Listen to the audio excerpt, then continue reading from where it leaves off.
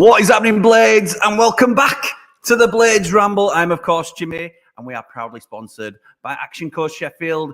And as it's the warm-up, we are sponsored also by Triple Point Brewery. So thank you to our sponsors for supporting the channel. Very much appreciated, as always. This is the warm-up. As we've said, we're getting ready for the Fulham game, but we haven't spoken live for a little while. I put a video out earlier in the week. Ask the Ramblers about our current season. Now, these sort of videos notoriously don't always pick up a lot of steam initially because it's not what people are used to. It's been international break, so I wanted to try a couple of different things. We've also got some Patreon exclusive only content that we've been working on, so thanks to Paul and Dave for their support with that. But this Ask the Ramblers video took me ages to put together, and I'm not just saying this because of that, but it's something I'm really proud of. So if you haven't seen it yet, then I would strongly advise you give it a go. People have come out of it pleasantly surprised with what they've seen. Maybe it's just because I'm not included in video. Maybe people just prefer that, to be honest. My own father, Andy the Blade, I'll quote him almost verbatim. I give it a go, actually, that Ramblers thing. I didn't think it'd be up to much, but really enjoyed it, pal. High praise from the man himself, as you all know him very well now. So, yeah, thank you for that positivity, father. Yeah, so it's different, but see what you think anyway. So thank you to the Ramblers that participated as well and took the time to answer some questions about the season. You are the backbone of this channel. I keep saying it. People that subscribe, but people also that go the step further and support us through asking for exclusive content. And now hopefully we can get you more involved. So thank you again to everybody that supported on that. So what has been happening? There's been plenty going on over the. We sort of jumped on the Stephen Bettis stuff earlier in the transfer window, in the international window, and the latest thing this week seems to have been, well, Chris Wilder's met the Prince out in Saudi over the last few days. He's been back the last few days, should I say? I think he went out on Sunday. I'm hoping to get a bit of an update on that shortly. So whatever I'm able to share with you, I will do. But it sounds from his presser today like it's gone really well. We'll come on to that in a moment. First thing I want to talk about is the furore that was caused by the season ticket announcement. So there's a couple of things in this, and I can only give you my opinion. The season ticket prices have increased slightly, but that's if you go on a per match pricing system, it actually works out slightly cheaper for most. I believe, and I haven't looked into this enough, that the price for kids has shot up a little bit. So people with families may well, obviously, we haven't had a price increase for such a long time. It were expected, but I think it's as reasonable as we could have expected, to be honest. And that's just my opinion. Other people will. I know everybody's situation is different. So, you know, for those that may be struggling, then you have my sympathies. I think the one thing we can guarantee next season is we'll pick up more than 3 wins, won't we? You'd like to think so anyway. So, yeah, we can talk about the pricing if that's something you want to do. The other thing, and I've got something, shout out to Bob Dyson from the Fan Advisory Board. So the concern from a lot of people was that, I'm just trying to find it now because I think I've put it on. Yes, I have. Right, so the concerns from a lot of fans were that we're moving to a digital season ticket card, if you like. And there were concerns that this would alienate certainly the elderly population. What does it mean for those that haven't got a smartphone? Well, twofold this really, because I think it's been poorly communicated by the club, which is something that we've spoken about on several occasions. And I get that they're trying. And part of them trying is putting together a fan advisory board. And thank you, as I say, to Bob, and I think it was Jill Piper that put this together. So I've just bullet pointed some of the points that they sent across. But if you're on X and you follow Bob or Phil Ridley or Jill Piper or any James Lely from Rainbow Blades, they've all copied Jill's notes, screenshots that give you more detail on this. And I'm just going to whiz through it now, but I think it's really important to discuss. So, with the digital season tickets, no signal will be needed for your phone. Tickets will be downloaded to your smartphone and your wallet after purchase, your phone wallet after purchase, and then they'll remain in your phone wallet for the rest of the season. Obviously, your phone needs to be charged with you don't have to be full battery, but obviously you need to be able to switch your phone on to use it. If you do run out of battery and you can't switch your phone on, then you can head to the ticket office and they'll give you an option in how to get into the ground. There's no barcode or QR code this time. It'll work like a digital wallet card does, which is different to the way that the mobile tickets have been used previously. Multiple season ticket cards can be saved to a single phone, which is important for people that might attend with kids. Jill gave the example that she'd have 3 season tickets on her device, for example, and you can request an alternative for kids if need be. Season ticket cards can still be gifted to other individuals. So if you're on holiday and you want to, give it to your brother or your sister, your niece, nephew, whatever it might be, they are allowed to use your ticket for that match. There'll be an option to electronically send your ticket to someone else, which is good. There are options for non-smartphone users, and it's something to select when you're looking at your renewal of the season ticket or purchasing your season ticket. And the club will be in touch with you to discuss those options if that's something that you find yourself in that situation.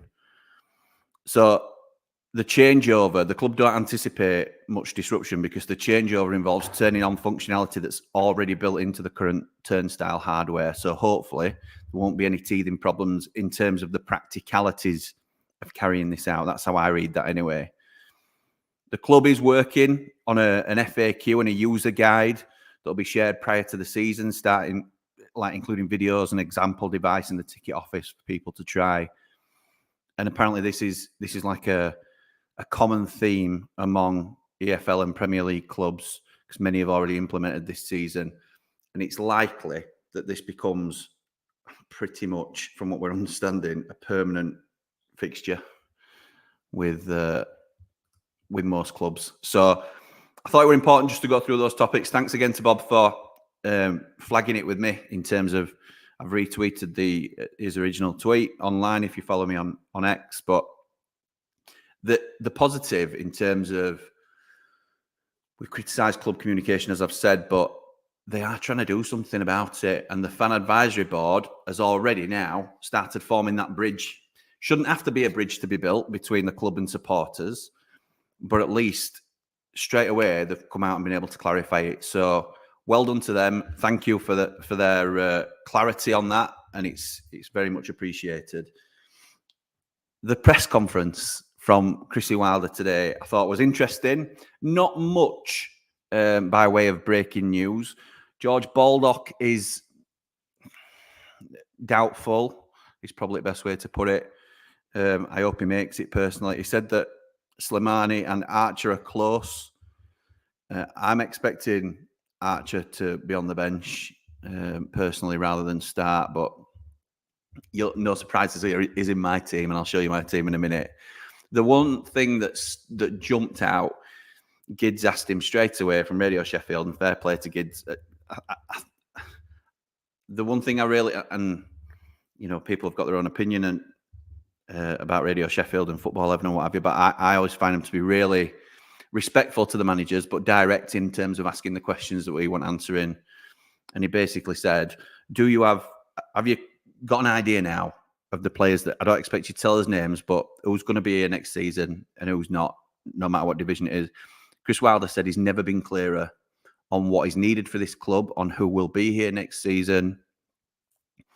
Before he'd been saying like players have got time to change my mind. Most of the decisions have been made, but there's always a little bit of leeway. That wasn't the rhetoric in this, or certainly not how I interpreted it. He has never been clearer on the players that will be leaving. He said there'll be players that are on loan with us that will return to their clubs.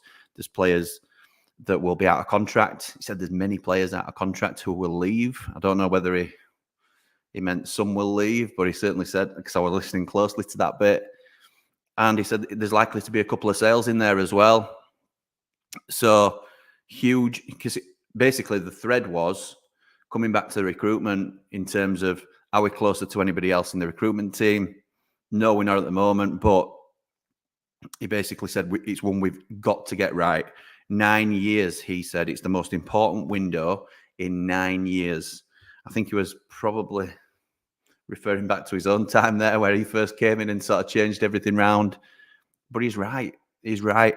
There is going to be such a turnover in our playing squad. It's absolutely huge this summer, and we have to get it right. We have to. There's no choice in the matter. We cannot get this wrong. So finally, we move on to Fulham, and it's one of those games, because they're a mid-table Prem side and we're at home, it's one that you'll always look to and think, okay, maybe. In fact, in that Ask the Ramblers video, shout out to Clarky, Paul Clark. That was one of the most ambitious sort of. One of the questions I asked was, what are the crucial games coming up? And Clarky mapped out how we can survive in the Premier League. He doesn't think we will. I don't mean to throw him under the bus here, but Fulham is a must-win game. So, okay, Clarky, if we win it, then we'll see. We'll move on, won't we? But yeah, so Fulham, because they're a mid-table Prem side and not really a chance of getting relegated or really going for Europe. I know they think they've still got an outside chance of Europe, but they're not going to be good enough, in my opinion. They can't be taken for granted, though. They cannot be taken lightly, because they're one of the teams that totally outclassed us. One of the many. But they sort of, we thought we'd be a lot closer to Fulham than we were when we played them, and we weren't. We were totally outclassed. And that's as much on us as it is on them.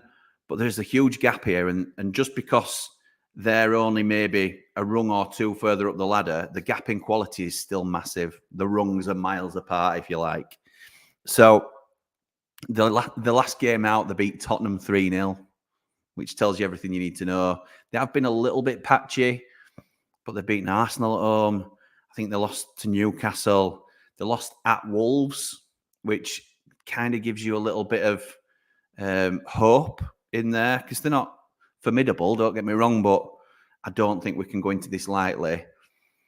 Sounds like we've got a lot of players back, which is good, which leads me on to the question of, what's your team? And this is my team. Might surprise a few, because I've left James McAtee out, which is coming on as an impact sub, but I couldn't fit him in the formation that I wanted to play, and I don't think you can drop Ben Brereton Diaz. I cannot state strongly enough, I don't think this is what Wilder will do. I think he'll go 3 at the back, but I don't think you'll see George Baldock at right wing back. I think it'll be Bogle, because I think he'll err on side of caution. You might see this midfield 3. I had Brooksy in for Tom Davies at first. So just to go through the team, I've got Big Ivo in goal through a lack of options, if I'm honest. And that you could say that for a few positions in the team. But Anel at right centre-half, Trusty at left centre-half, and Jackie Longthrow in the middle. I've got Ozzy and Baldock in my team just to get up and down for that energy. But I think I've said it enough now. I think Baldock's a much better player than Bogle. Gus Hamer and Tom Davies in the midfield with Ollie Arblaster, who's certainly earned a start. I had Brooksy in, as I say, instead of Davies initially, but I think Davies gives us a little bit more bite in there as opposed to Brooks's flair and sort of looking after the ball, which Brooks is very good at. And as I say, no space for McAtee in the starting lineup. He certainly will be coming on during the game, but it were him or Brereton Diaz, really. And as much as I think Wilder could well revert to the one striker up top, most probably Ollie McBurney, with Brereton Diaz on the left and McAtee on the right, and you'll lose one in midfield. But I think unless he's going 4 at the back, which in itself poses a lot of risks, then I'm not comfortable with it. So that's my team. Cam Archer makes it back up front, obviously. Of course he does. What's yours? What's your team? I'm interested to hear. I'm going to jump into your comments now, because I only usually give us half an hour for these warm-ups, and I'm 16 minutes in already. So Andy starts us off. Evening, up the blades, up the ramble. Top man. Dave Webster, the train that is never late. That clueless Chris is out of his depth. We're here for all opinions, pal, and you are certainly very strong on yours, which is absolutely fine. Tom Leaks says, saw a video earlier this week, Jags at Shirecliffe with Blaster and Will. Hope he's part of the new setup, up the ramble, up the blades. I haven't seen it yet. I've seen the chatter about it, But apparently Jags were looking very good. I don't want any calls for Jags back on the pitch, but maybe he's involved in setup. Who knows, going forward. That'd be nice, wouldn't it? Glad they seem to get new land for new training ground, says Danny Boy, and sorting the hotel out. But how long has it took? Jesus. Blades, these last 3 to 4 years seem to be last out of the traps for everything, including transfers. I think the finding the right site and the permissions has been a problem. I can understand the frustration with the timings, but as long as it gets done, really, because it's going to level us up into it as a club, including transfers, is true. And let's hope that changes with new recruitment strategy. The Man Mountain agrees with Tom. Great to see him at the Lane. How good was his finishing? Get him in and around it. Jags is a modern legend for us who will attract players. He was a really intelligent player. Absolutely right, he was. Yeah, I wouldn't mind seeing him involved behind the scenes, as we've said.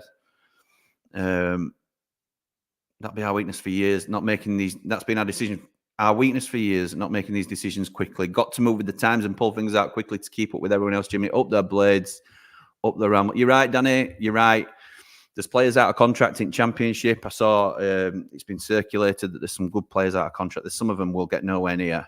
Che Adams and Iniacho at Leicester. And Callum O'Hare, I think now we've waited too long. We should have gone in for it in January, but I think they'll all end up in Premier League for me. But there's still some decent talent in the Championship that are going for next to nothing. And if we're not quick out of the traps, we'll miss out. What's your thoughts on Sousa as a player? Says Lucas. I think he's flattered to deceive. I think he's athletic. And I think he's got the potential to... I think he looks the part, which makes you want to think that there's a player in there. And I think in spurts, particularly the Luton game that jumps out, he has been really, really good, which makes you think in the Championship he could be amazing. But, I mean, putting his ridiculous comments about it being Brazil squad in a more possession-based team, which may have been taken out of context, to be fair to the lad. But either way, he looks clueless out of possession to me, and he should be the one that sits and breaks up the play, gives it to the technical wizard like Gus Hamer, like James McAtee. Right, I've won it. There you go. You go. And he's not doing that. He doesn't stay with his man. It's like he's not there half at time. The other thing I don't like, which is the peripheral point, I don't like how he's supposed to be a 6'4", 6'5" monster, and he goes down holding his face and rolling around and crying when he's only just been grazed, because that's not what we're about either. But I think he's flattered to deceive, pal. I think he's shown it in very small flashes, and he's another one that's been a big disappointment for us this season. Wouldn't be surprised if he goes in summer, and I won't be upset either, to be honest. Evening, Mike. Wilder seemed quite upbeat in the presser. He certainly did. It seemed like him and Prince Abdullah were on good terms. It seems that they've had positive talks about the future of the club. He thanked Prince Abdullah and the board for backing him in his plans of taking the club forward. He said he knew exactly what he needed to do. And as I say, the quote was, he's never been clearer on what he needs to do, both in terms of who to retain, who to bring in. He called for patience with getting some of the stuff done that he needs to get done, but really, really positive steps. I'm firmly behind him. I know others aren't. David Webster, good evening, but I'm firmly behind him. Renegade recently saw Jags interview on Fozcast. He's so experienced and great with the young players. He deserves the legend status and has a place in the backroom staff. Completely agree. Justice for Tonali. Okay. Don't get that one. Ollie, evening, pal. Hi, Jimmy. Loving the pre-recorded content so much. Really helping me at the moment.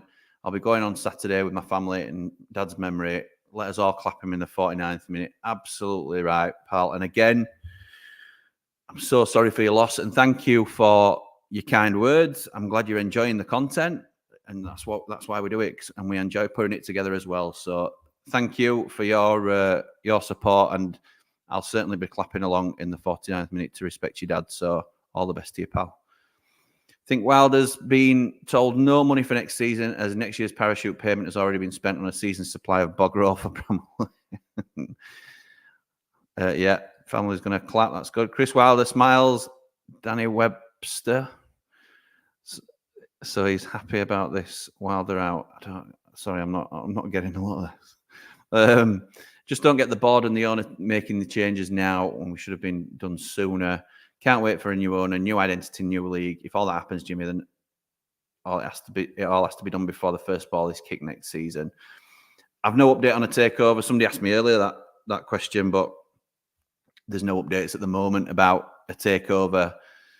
It may happen in the summer, Betis said in his interview.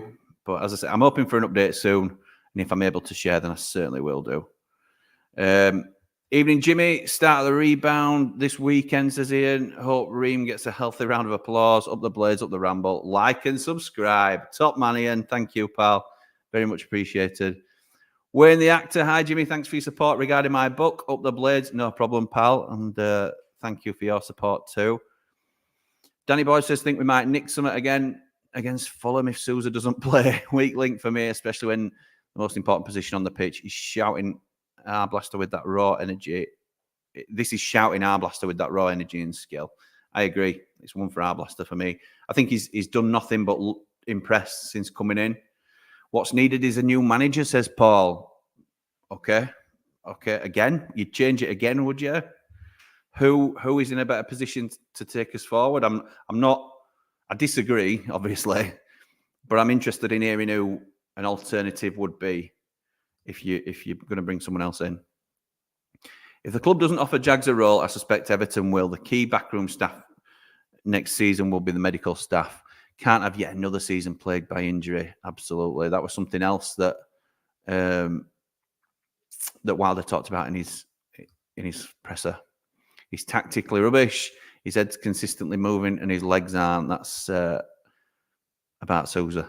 No doubt about it. Walsh and Curtis training with the first team today. Walsh?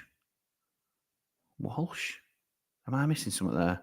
And Curtis training with the first team. I guess it stops the bench from getting cold. Okay. Rob, good evening, pal. This is a test of our rhetoric about the squad not being good enough, but if we can put out a team that can compete, if it wasn't for all the injuries this week, we should have a team. That's right. We'll find out, won't we, Rob? Because a lot of the players are said to be back. I think the huge misses are John Egan, personally, and I know he didn't have a great start to the season, but we've certainly missed him at the back. And he's not going to be ready, as we know.